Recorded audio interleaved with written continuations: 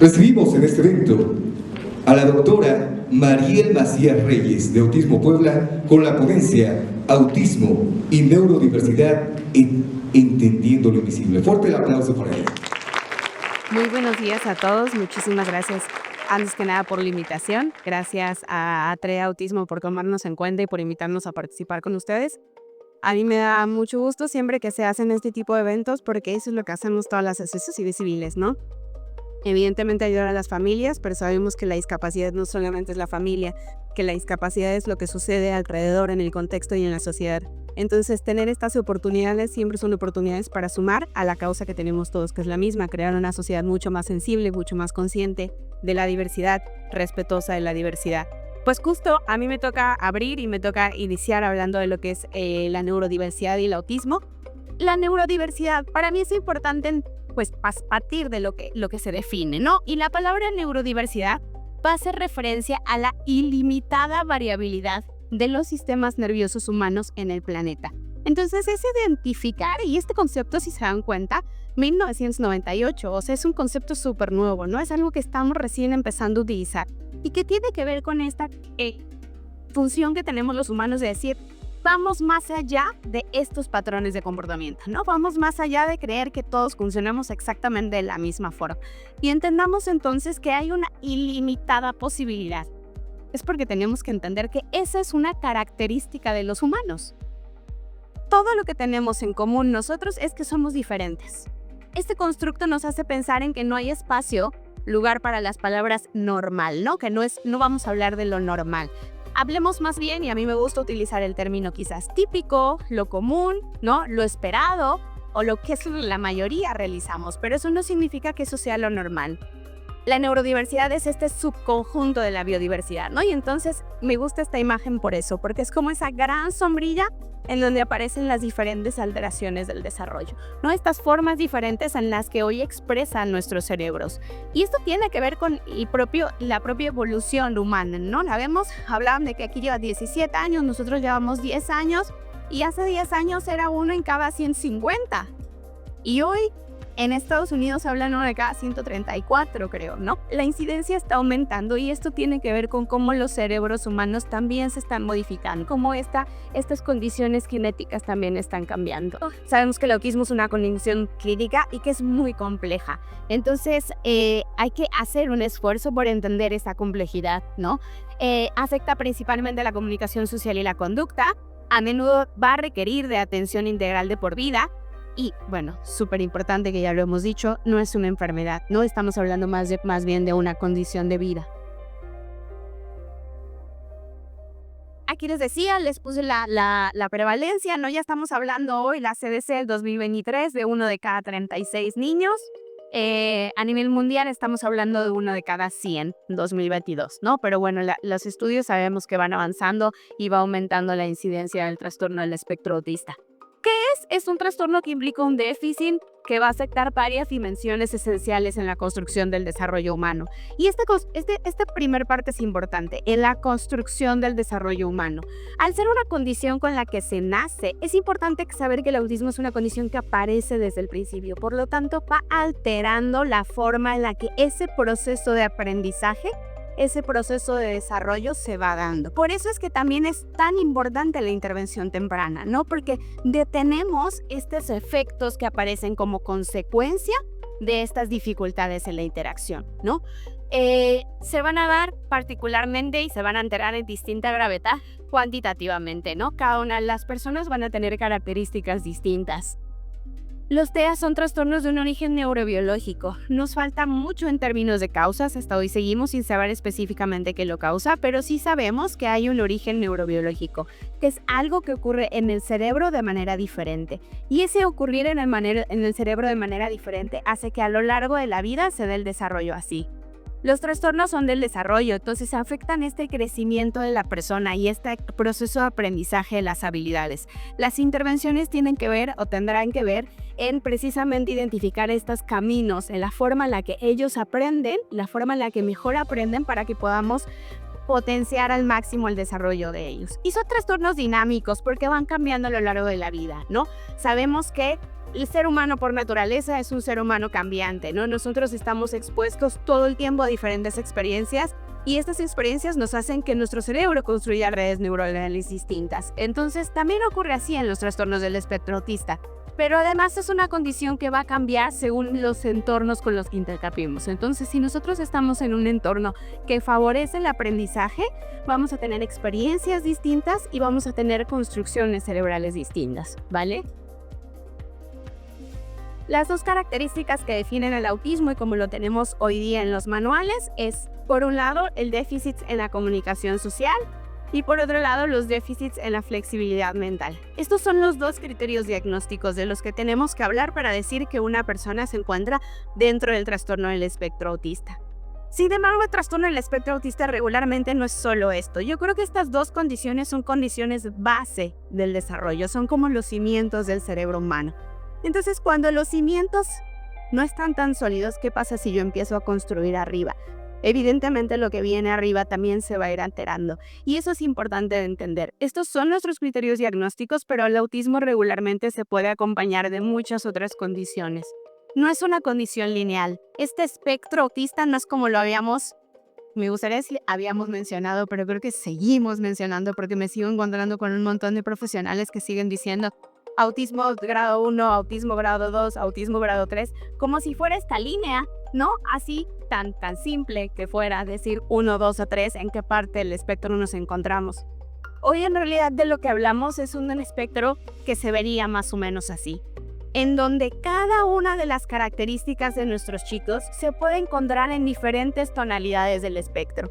Y entonces los podemos ver a lo mejor en regulación emocional en una zona muy cercana a lo blanco y que a lo mejor parece hasta pasar desapercibido, pero esa misma persona en habilidades de afrontamiento esté muy cercano a lo violeta, ¿no? Y el violeta más oscuro, y entonces tiene más necesidades de apoyo en esta parte.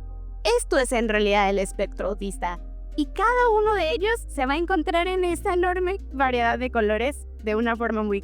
Este relativamente tiene unas marcas y podemos diferenciarlos, pero la realidad es que no puede ninguno de ustedes decirme cuántos tonos de color existen ahí dentro. ¿O alguien sí puede?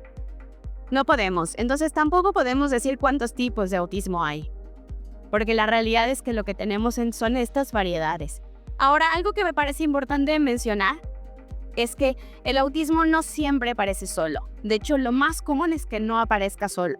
Lo más común es que no solamente haya dificultades en la comunicación social y en la flexibilidad mental. ¿Qué cosas aparecen? Alteraciones en el desarrollo cognitivo. La comorbilidad con discapacidad intelectual es la más frecuente. Los autores han investigado poco al respecto. Hay quienes dicen un 30% y hay quienes hablan de un 70% de comorbilidad de autismo y discapacidad intelectual. El desarrollo del lenguaje, 30% de las personas con autismo nunca desarrollan un lenguaje verbal. Hay otro porcentaje que lo desarrolla con alteraciones y después tenemos un porcentaje que no tiene ninguna alteración en el desarrollo del lenguaje. Las habilidades sociales varían muchísimo. Hasta hace mucho tiempo pensábamos que el autismo era no querer interactuar. Hoy sabemos que eso es absolutamente falso, que muchos de nuestros chicos quieren. Lo que pasa es que no tienen las habilidades correctas para hacerlo, ¿no? Y entonces fracasan o fallan al momento de intentar acercarse con otras personas porque son más bruscos, porque son más toscos, porque son justo muy inflexibles y quieren hablar específicamente de su tema. Y entonces las habilidades sociales también van a variar. Las habilidades de comunicación, y recuerden que no es lo mismo que el lenguaje, ¿no? El lenguaje es una forma de comunicación, pero del otro lado tenemos todo lo que hacemos con el cuerpo, con las manos, con la mirada.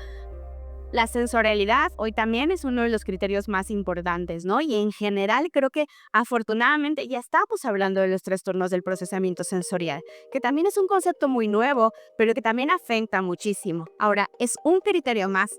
A mí me parece bien importante determinar que el autismo no solo es hipersensibilidad auditiva, que de pronto es como lo que más encontramos, ¿no? Asociamos el autismo a la hipersensibilidad auditiva. Y entonces decimos, queremos hacer un lugar accesible para personas con autismo, bajemos el volumen. O sea, sí, la sensibilidad es un tema, pero la sensorialidad es híjole, un otro abanico enorme, ¿no? Porque hay 7 sentidos y porque en cada uno de los sentidos puede haber hiper o hipo y pueden ser buscadores o pueden ser los que rechazan. O sea, hay una variedad muy importante que también hay que considerar. Los intereses restringidos cambian, las conductas repetitivas no siempre son igual de intensas, la flexibilidad con la que pueden responder a los cambios. Entonces, es en realidad un abanico mucho más grande, ¿no? Antes veíamos 2 piezas y el manual nos dice estos 2, y la realidad es que tenemos esta imagen, ¿no? Que es mucho más complicado. A veces para los que hacemos diagnóstico desde la clínica es justo bien difícil, ¿no? Porque tú tienes que determinar solo a partir de 2 condiciones, cuando lo que estás viendo es que aparecen muchas más características alrededor de la persona. Yo lo que les invito, y sobre todo para todos los maestros, los profesionales, para mí el número no sirve, para mí el diagnóstico, ok, tiene trastorno del espectro autista, eso lo necesito saber, pero después yo hago este ejercicio, ¿no? De, ok, pero ¿y Pedrito en dónde está? ¿Y Pedrito qué necesidades tiene? ¿Y Pedrito qué habilidades son las que tiene? Más allá de casarnos con que el autismo es igual a una lista de características, yo diría, tal persona tiene estas necesidades o tiene estas habilidades. Y la invitación siempre es conocer las habilidades de donde partimos, ¿no? ¿Qué es lo que sabes? Para que entonces sepamos qué es lo que necesitas aprender. Esa es la fórmula a través de la cual podemos intervenir.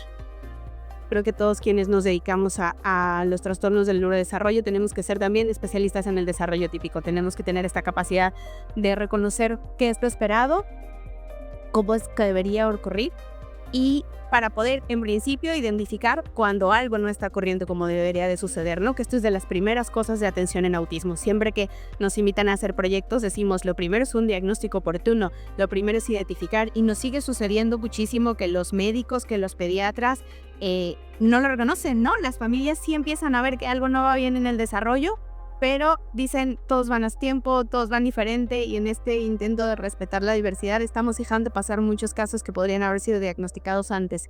Brevemente, lo que es el desarrollo infantil, ¿no? ¿Qué esperamos de un desarrollo infantil típico?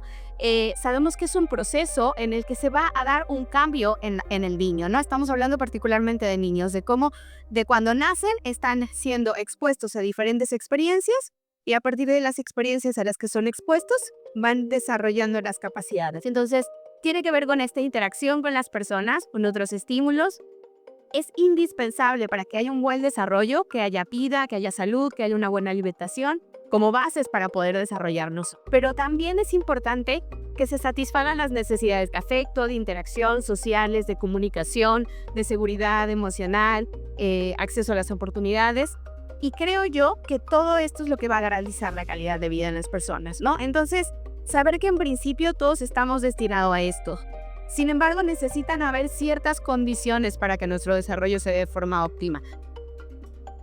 Ese es el desarrollo típico, ¿no? Cuando todo ocurre como estaría esperado. Pero ¿qué pasa cuando aparece un problema en el desarrollo? Cuando tenemos un retraso, que es como de las primeras alteraciones que ocurren al desarrollo, es que no se adquiere de forma significativa los hitos o habilidades de una o más áreas, pero sí se siguen dando en una secuencia típica. Entonces podemos tener, para que nosotros hablemos de un retraso en el desarrollo, tenemos que encontrar un funcionamiento menor al 25% de lo esperado o menor a 2 años por debajo de la edad cronológica. Después tenemos la desviación del desarrollo.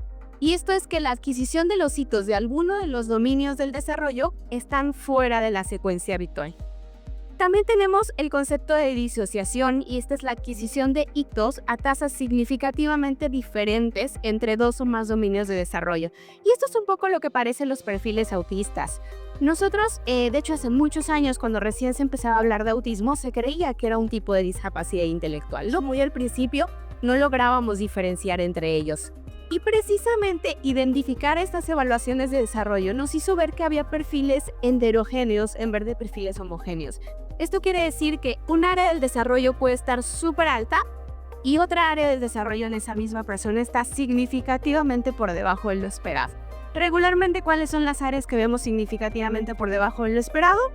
La comunicación y la interacción social. Pero vemos que hay otras competencias del desarrollo que sí se encuentran bien a la par o incluso por arriba de lo que estaríamos esperando con los pares.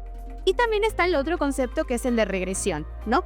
Una regresión es cuando hay una pérdida de habilidades, ¿va? Por eso decía que en autismo no vamos a hablar de pérdida de habilidades, pero sí en otros trastornos del desarrollo. Este desarrollo diferente del que hablamos cuando hablamos de autismo tiene que ver con esta forma diferente de cognición y cómo se procesa la información sensorial en el cerebro. Eso es un poco lo que sabemos hasta hoy, ¿no? Que el cerebro está procesando la información de manera diferente. ¿Dónde se encuentra este estilo cognitivo diferente en las personas con autismo? Pues como habíamos dicho, en alteraciones en la comunicación, en la interacción social, en los intereses restringidos, en la dificultad para interpretar y para comprender. Entonces, el punto aquí es, ok, eso es el trastorno del espectro autista, pero ¿y qué hacemos? ¿Qué podemos hacer? ¿Cuál es el punto fuerte de las personas con autismo? Y el punto fuerte de las personas con autismo es la percepción.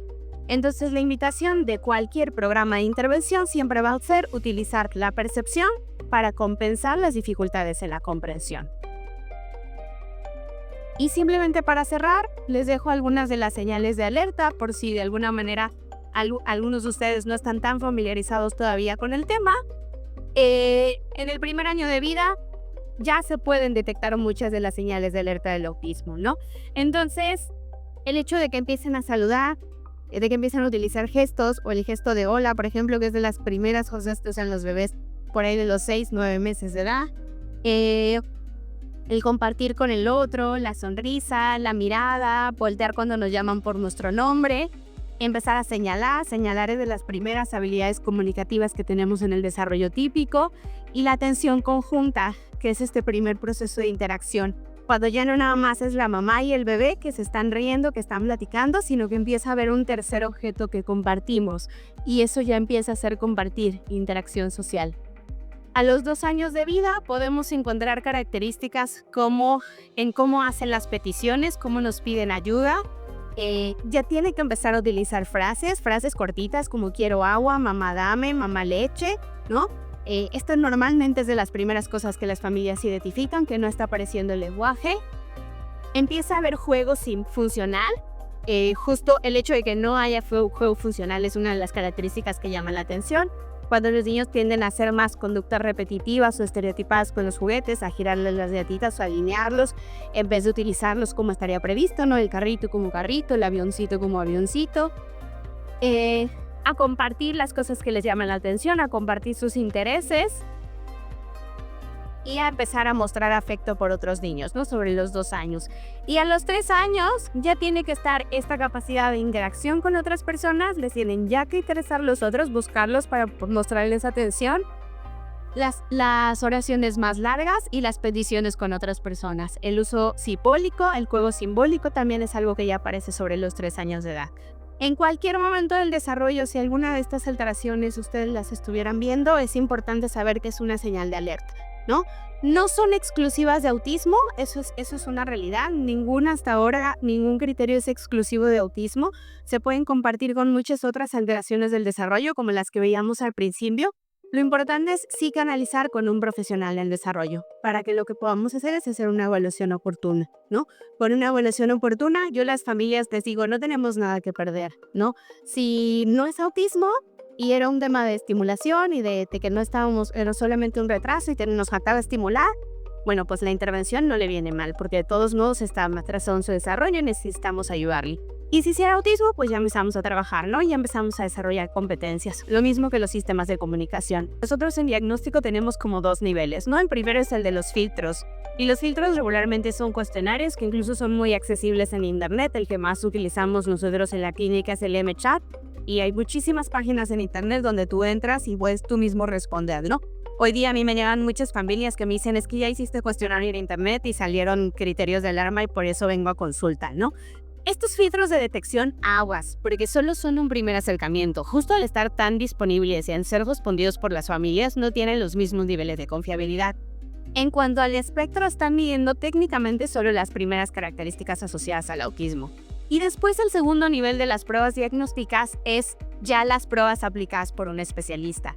Y precisamente las pruebas de autismo, que existen 2 a la fecha que están validadas y estandarizadas a nivel internacional, es el A2 y el ADR. Y estas dos pruebas están en base a los criterios iniciales, a los dos, ¿no? O sea, estamos buscando las dificultades en la comunicación social y las dificultades en la flexibilidad mental que se ven en estas conductas repetitivas y restringidas. La recomendación, y lo dicen los manuales, es que tenemos que utilizar una batería de pruebas. O sea, un profesional que se dedica al diagnóstico tiene que pasar un conjunto de pruebas. A mí me gusta explicarles a las familias que las pruebas es una fotografía. Yo puedo tomar una foto ahora tuya, ¿no?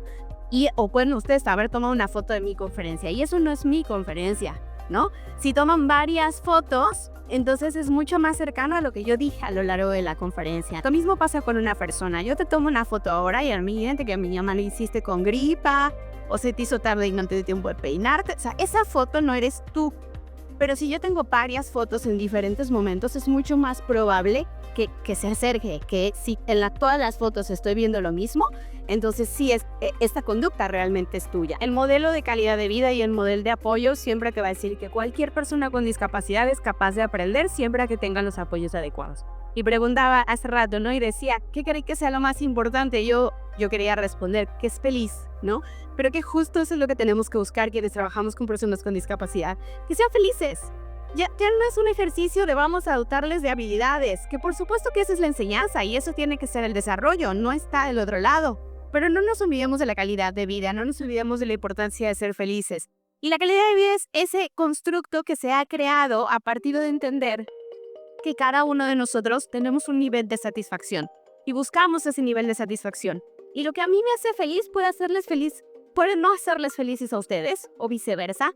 Y por eso es un constructo individual y tiene que ser una significación individual. Entonces, pensad que todo lo que hagamos en términos de desarrollo tiene que ver con que lo que la persona le haga feliz. Y yo sí voy a invitarles a que hoy, ante todo, pongamos a la persona con autismo en el centro. Ellos son los que tienen que decidir qué es lo que les hace felices. Ellos son los que tienen que decidir qué es lo que quieren, hacia dónde quieren ir y qué es lo que están esperando. Muchísimas gracias. Muchas gracias a todos. Fuerte el aplauso para la doctora María.